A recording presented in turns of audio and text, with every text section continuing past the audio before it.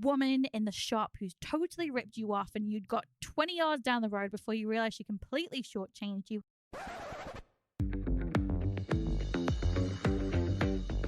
Hello and welcome back to A Side of His Life podcast, the honest guide to living and working abroad. This is episode 73 and I am still Leanne. And I'm still Al. 73 episodes on and we're still the same people, Al. It's Oh, I don't know. marvel. I think in some ways we have grown.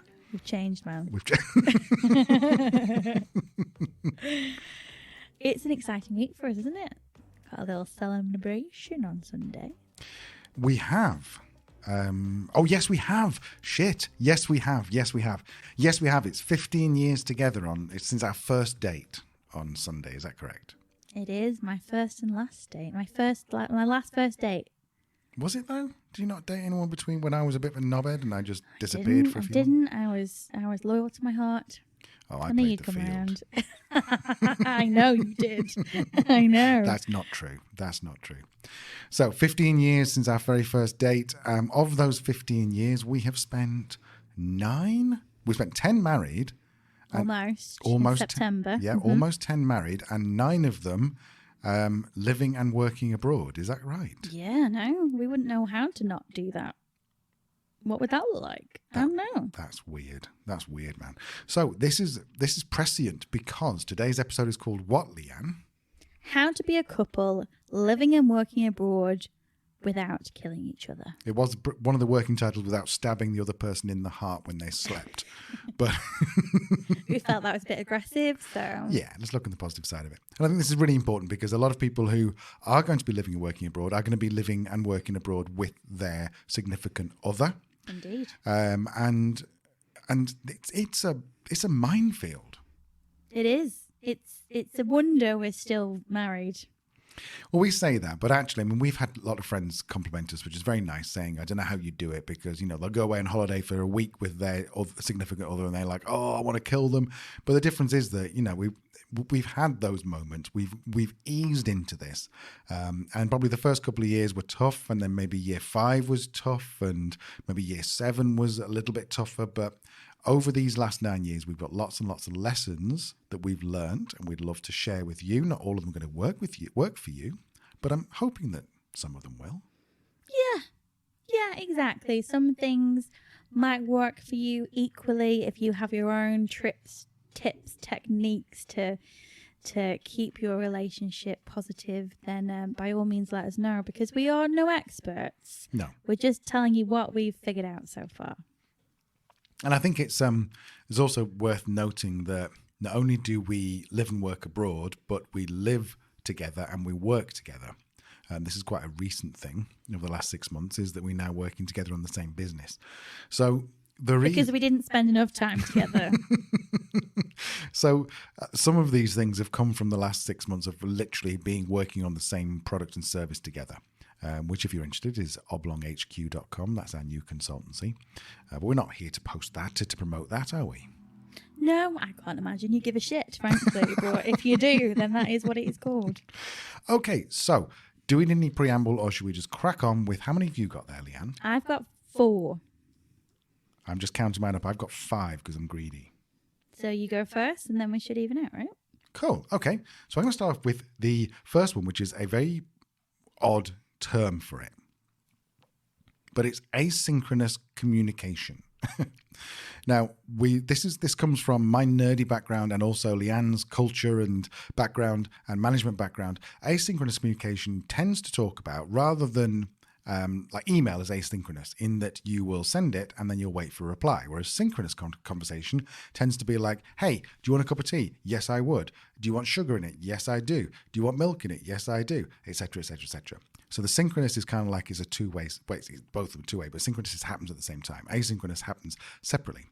Now, the reason why I think this is important is because Leanne might be in the flow of her work, for example, and I'll think, oh, I've just found a really good place to go for dinner on Friday. Or I might think in terms of work, oh, this will be a great idea.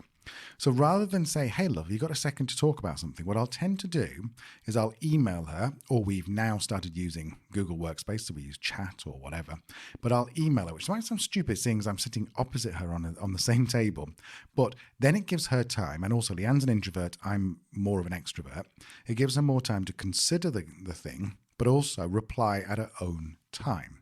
And this, I think, sounds really nerdy, but it's really, really important because you'll be in different flows. And even if it's about, I might be out with a dog and I might send her a message saying, do you fancy going to the pub on Friday or something? Then it gives her time. She either picks it up when she's got time, and also gives her time to think about it. So I think that this is the future of some parts of communication. What do you think?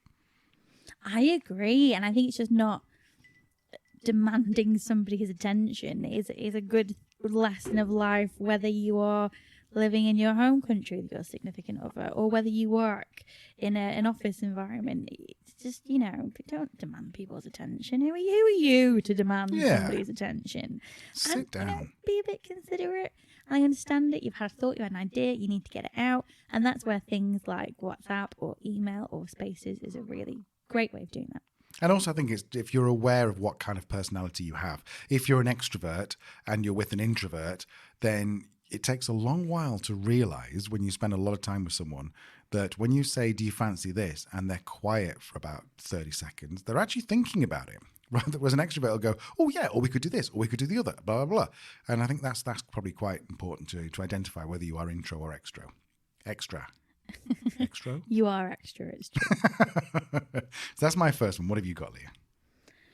So my first one is a similar thing, really. So not demanding somebody's attention, boundaries, setting boundaries. And I think I mentioned this in the podcast last week when we were talking to the lovely ladies from Smoozative about the why.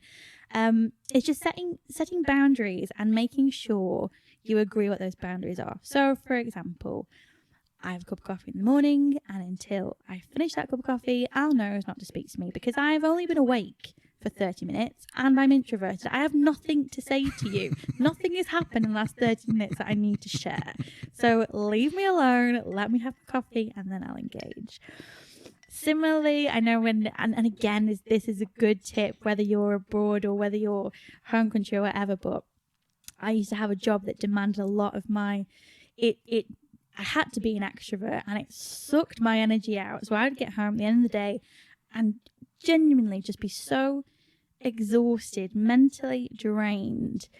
And I'd walk in the door, and because I was a sweetheart, I'd be like, hi, love, how'd you do? What'd you do? How'd it go? Oh, what happened with that? No, how such and such. And I'd be like, I need you to shut the fuck up. So we had a rule, didn't we? I was like, don't assume that I do not want to talk to you for the first hour I'm in the house after I get back from work. If that's not the case, I'll start a conversation with you, but please just give me that space because I'm going to end up being grumpy with you or say something horrible that I don't mean to. So yeah, having those little boundaries. Similarly, I know that if Al's got his headphones in, then he probably doesn't want to be disturbed. Mm-hmm. Equally, if he goes for some quiet time during the day, he doesn't want me popping in going, you all right, love? Can I get you anything? He's gone for some quiet time. Leave him the fuck alone. And I think just having these little boundaries, these little rules that you talk about, you agree, I think it just helps to have a positive, happy life. I think we should define, because a quiet time seems to be something like a phrase we've come up with or something that's very much your family. So what do you define by quiet time? Just like it's like if I had a sound on my face, it would say "Do not disturb." Like my notifications are off. I'm in sleep mode. Mm-hmm. This is my quiet time. Mm-hmm. And this is important to understand that some people need quiet time, some people don't. What's interesting is that I was very much extrovert, Leanne's very much introvert, and we've kind of met a bit more in the middle. So I'm much more introverted than I used to be. Leanne is much more extroverted than she used to be. And by the way, introvert doesn't mean shy. It just means that you define it because you're the psychologist. There's lots of different definitions, but I think the simplest one to get it is that I enjoy socializing, but it's not a situation that gives me energy. It's a situation that uses my energy, whereas being alone, being quiet, doing things by myself, whether it be reading, just not engaging with another person, that helps me rebuild my energy levels for my next extroverted interaction. So I think that it's important that that you recognize that, first of all, there is such a thing as quiet time, which is, as an extrovert, is quite difficult to recognize.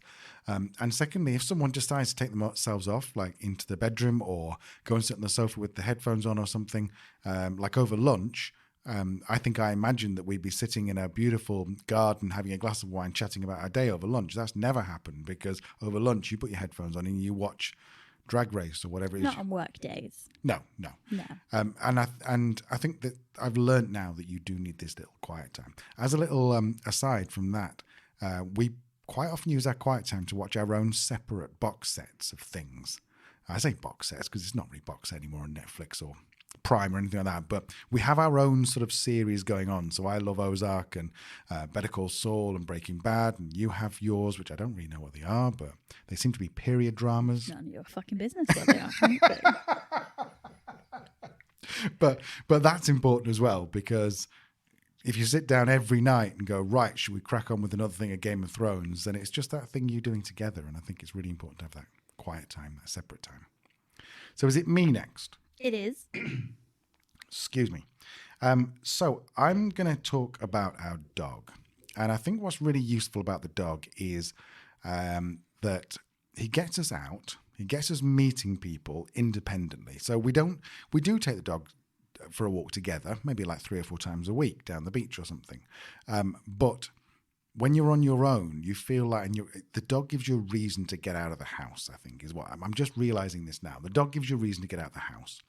If you're not careful, if you're working from the kitchen table, if you're eating from the kitchen table, if the kitchen table is about 4 feet away from your bed, which some Airbnbs it is, if you're not careful, you just got this like cabin fever where for you to say I'm going out, the other person quite naturally might go, where are you going? And then you go, well, none of your business where we're going, et cetera, et cetera. So I think having that reason to go out, so whether that's hobbies, whether it's a dog, whether you tell the person that every morning you go out for a 45-minute walk, that kind of thing is really, really useful, I think. Absolutely. And you actually did that when we were in Southeast Asia. Oh, yeah. And we left Peanut with friends in the UK. You would still do the dog walk in inverted commas every morning because you were used to having that time, that bit of exercise, that time to yourself. It helps you have that, again, that separation, that different time, but also engaging in something else, get a dog. Yeah, cats aren't that keen on walking on a lead anyway. No. So that's me. What have you got? So my next one is communication. The cliche that every good marriage is built on. But really, can't stress enough how communication is everything, and hyper communication. Communicating things that you wouldn't necessarily do, but when you're spending pretty much 24 hours a day together, communicating about how you're feeling, what you're thinking, or that you don't know how you feel and you don't know what you think is really important. I will have days where I wake up and I'm just like, I just feel a bit off. I just feel a bit blue. I feel a bit down, a bit disillusioned. And I'll probably snap out. I think I'll probably snap out of it by lunchtime, but I'm not feeling great today. So I'll just say to Al, I'm not feeling great today. I feel a bit blue. And the key thing is Al doesn't turn around and go, what's wrong, darling? What's happened? How can I fix it? He just goes, okay, I'm here if you want to talk about it. Oh, okay, great. And it's the same thing whether you're angry, whether you're frustrated. And as well, it's just that being able to turn to somebody and say, you did this and it annoyed me because. I'm not saying that was your intent, but just so you know, you did this and it annoyed me because.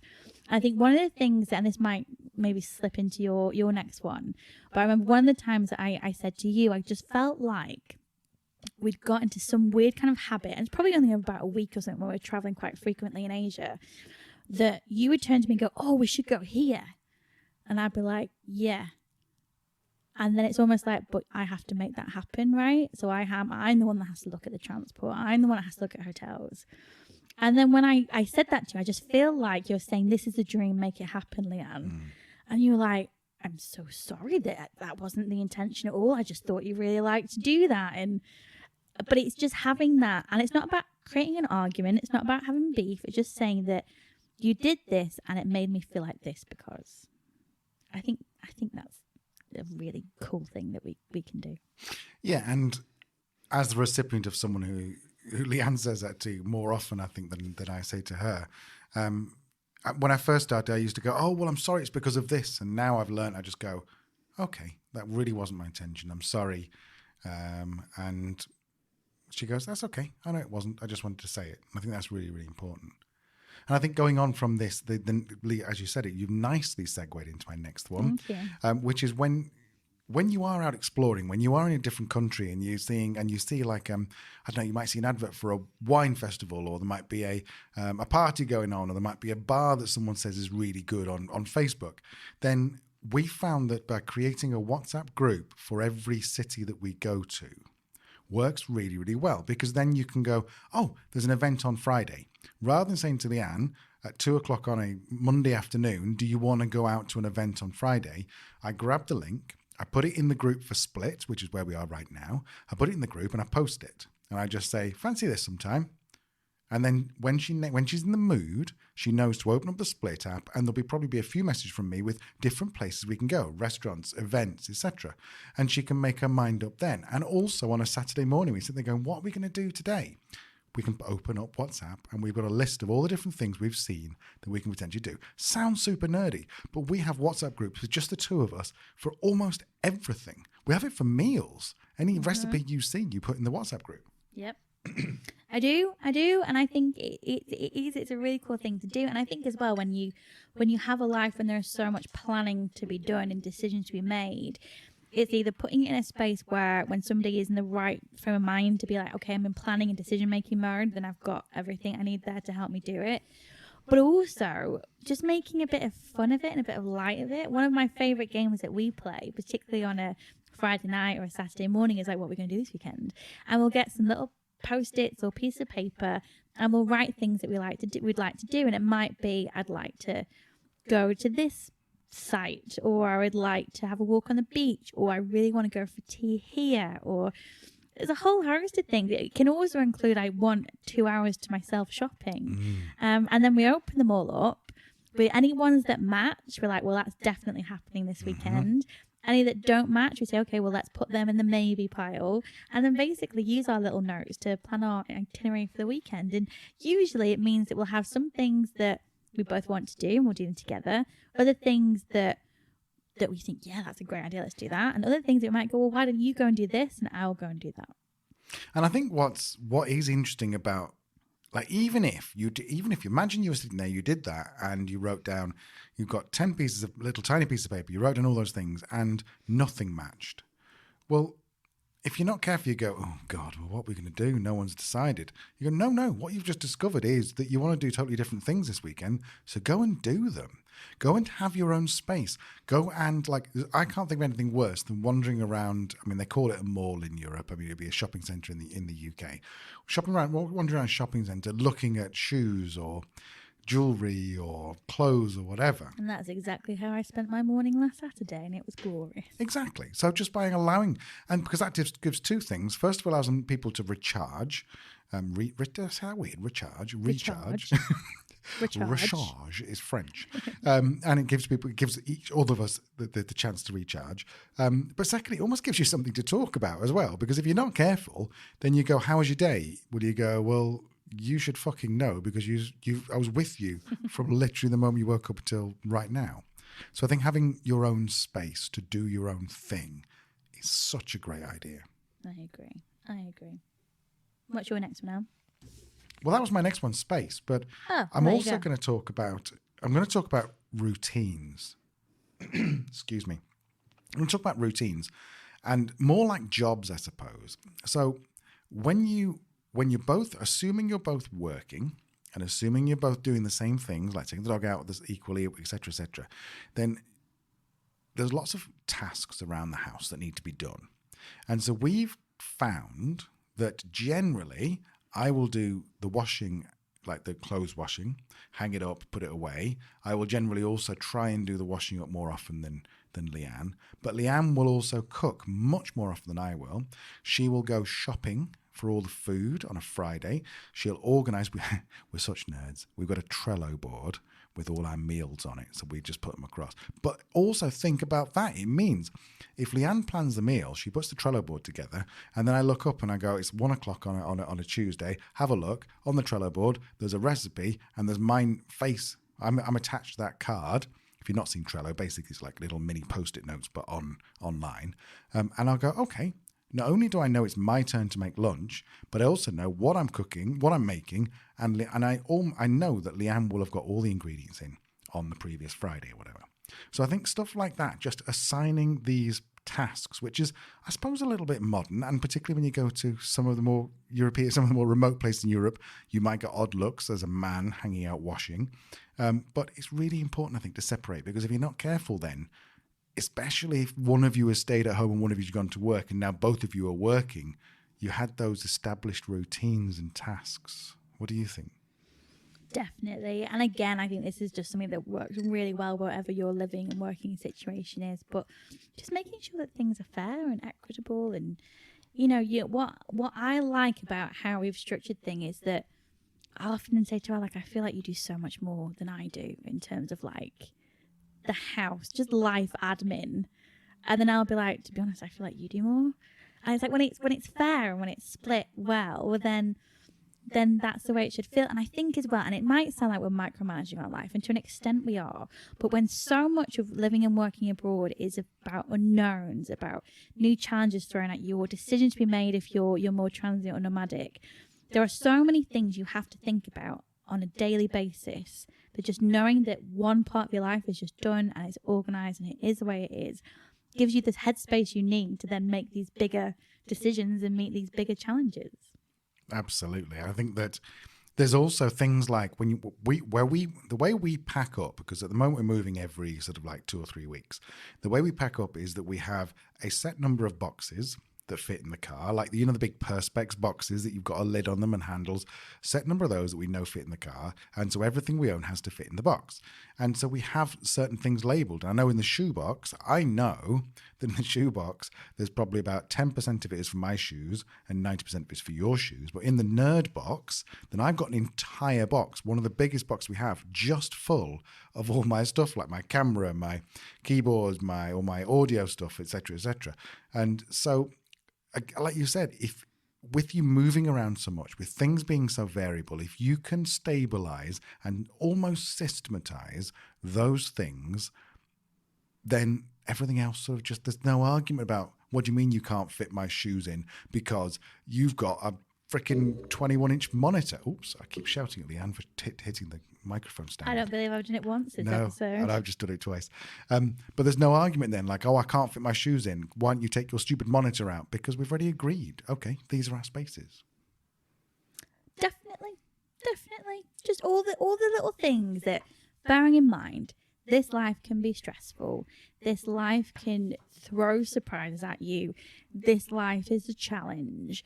So that in itself is going to put strain in your relationship. You don't want mundane things like who's cooking lunch, who's doing the shopping, or where does my laptop go, to cause unnecessary friction and annoyance. There's no need for it. It just takes a little bit of organisation, open communication, agreement on who's doing what, and then don't sweat the small stuff. Let's just figure out where we're going to live next week, right? Mm.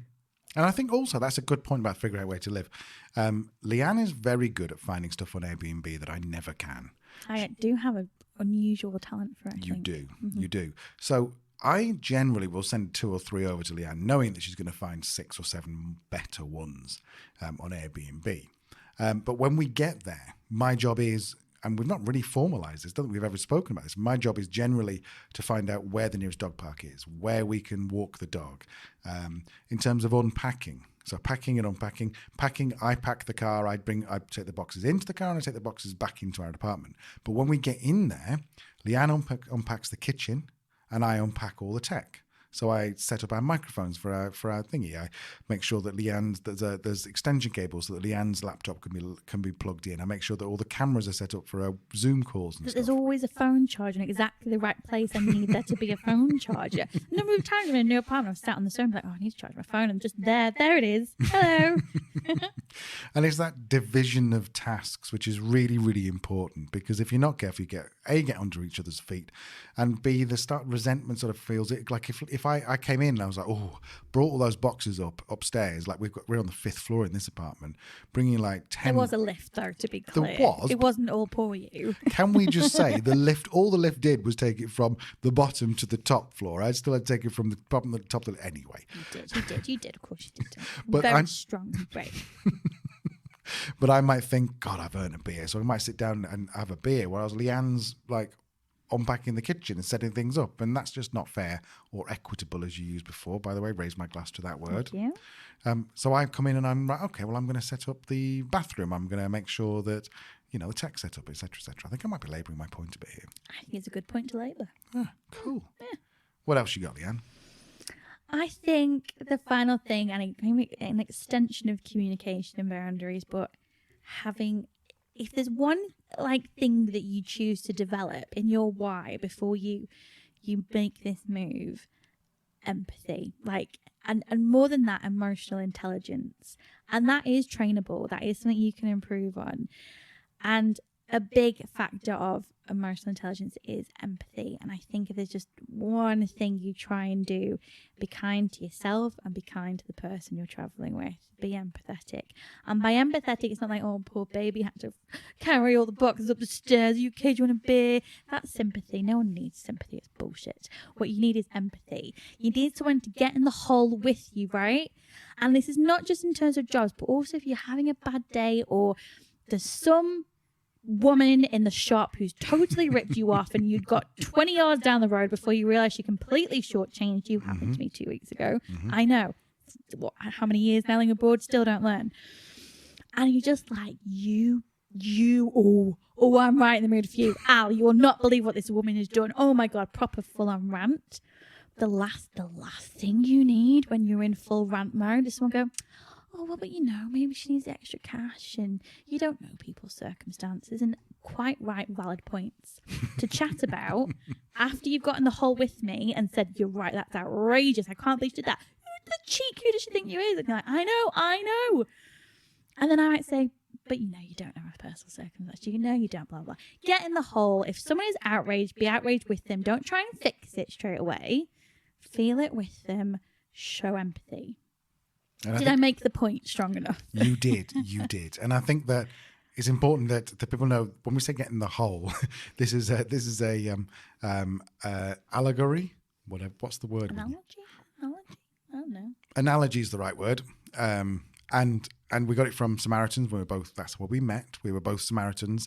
And in the training, they talk about the difference between sympathy and empathy is a man or a woman, or is it just an androgynous person stuck in this hole. And so the sympathetic person will stand on the top of the hole and go, oh my God, it must be awful down there. It's terrible down there. How are you? You okay? Whereas the empathetic person will get a ladder, get down into the hole with them and go, so what's it like down here?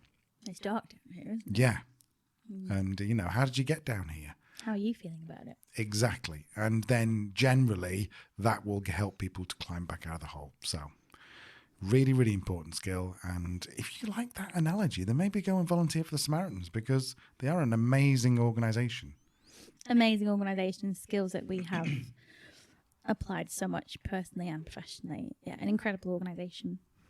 But yes, empathy, emotional intelligence, be aware, and as well, I think self-awareness. And we've talked about this a lot. We talked about this a lot last week with Smoozative. It's being self-aware of your own emotions, how you're feeling, how that impacts somebody else. If you're having a very negative day, then that's not going to help them be positive. And yeah, self-awareness and empathy, I think makes sense. And replacing the toilet roll when it runs out. Oh, God, please. There's just no need not to. Come on now. So, shall we run through these quickly again and recap them? Yes. Okay, so do you want to go? Should we In 8. Another countdown. Yeah, go on. No. Not bothered. More editing work for you. No, my first one, boundaries. Set some boundaries. Have that conversation. Yes, important. My second one was asynchronous communication. If you've got an idea or you want to chat about something, sometimes it's a good idea just to send a WhatsApp message so the other person can read it at their own leisure and consider it. Communication, both in terms of how you're feeling and how somebody else has made you feel, not in a confrontational way, just in a, do you know what, this happened, can we chat about it? Getting a dog or a hobby or something that's going to get you out of the house. The temptation sometimes is when you get somewhere new is to not leave the house for a little bit because you're a little bit scared. So there's something that gets you out every single day is a great idea.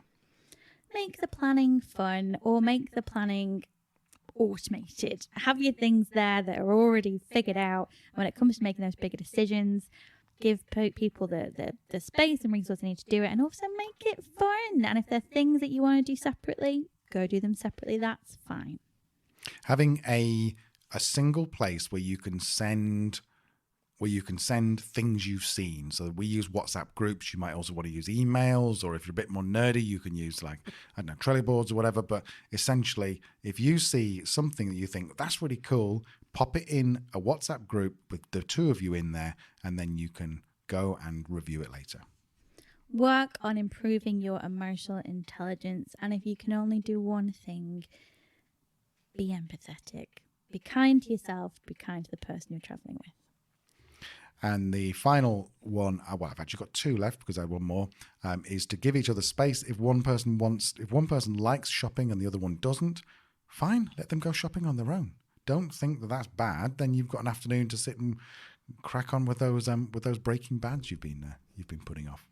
And the final one I had here was to have some kind of defined responsibilities. I called it routines before. That's not right. It's defined responsibilities. So one of you is in charge of washing, one of you is in charge of cooking, one of you is in charge of unpacking the tech, one of you is in charge of unpacking the kitchen, etc., etc. Nailed it. Cool. Okay. Well, that was one of our shortest episodes we've done, I think. I'm pleased with that. You should be. That was excellent. Really good. There's very good points and you made them very well. Cool. Okay. Right. Well, until next time then. You'll probably notice that we have a theme now. We're talking about the why you want to live and work abroad, how you want to live and work abroad, and where you want to live and work abroad. Last week's was firmly into the why. This week's is into the how. So how you live and work abroad as a couple. Even if you're not like a sort of partners, if you're living with a friend, how you live and work abroad as a couple. So next week we're going to be talking more about where. And have we decided on the actual episode title yet? We have. We thought we would chat you through in terms of the where. One of the big things is visas. Mm-hmm. So our top three visa choices for people who want to live and work abroad in Europe. So look out for that one, mate. If you're not subscribed, then what the hell's wrong with you? Click that subscribe button. And as ever... Ring that bell on YouTube. Or what do they annoys me so much that... If you'd like to see more content, click the like button, subscribe, and ring that bell. Oh, do you know what annoys me is when they say smash that like button. I'm like, I'll smash your face in a minute. Maybe anger management should be something here. So subscribe and also go back if you want to. If you want to. And just maybe go back to a few episodes ago. I think we was like maybe 67, 68, 69 where we went into great depth about the why, the how, and the where. Indeed. You can also have a look at that roadmap on our website, sidewayslife.com. And should you have any burning questions or topics you would like us to talk about in terms of why, how, or where, let us know. You have influence here. This isn't a dictatorship. You can tell us what to talk about and we will obey. We will. So either go to Instagram and search for Sideways Life, as we're talking to Leanne, or go to your email account, open up an email and send it to sidewayslife@gmail.com. The link to that roadmap is sidewayslife.com/roadmap. And if you want to get involved, there's a little button you can click in there and you can give us your email address and we'll reply and we'll chat to you about it. Nothing to sell you. No. Just want to help you live and work abroad in 2022. Right, guys. See you soon. Bye. Bye-bye.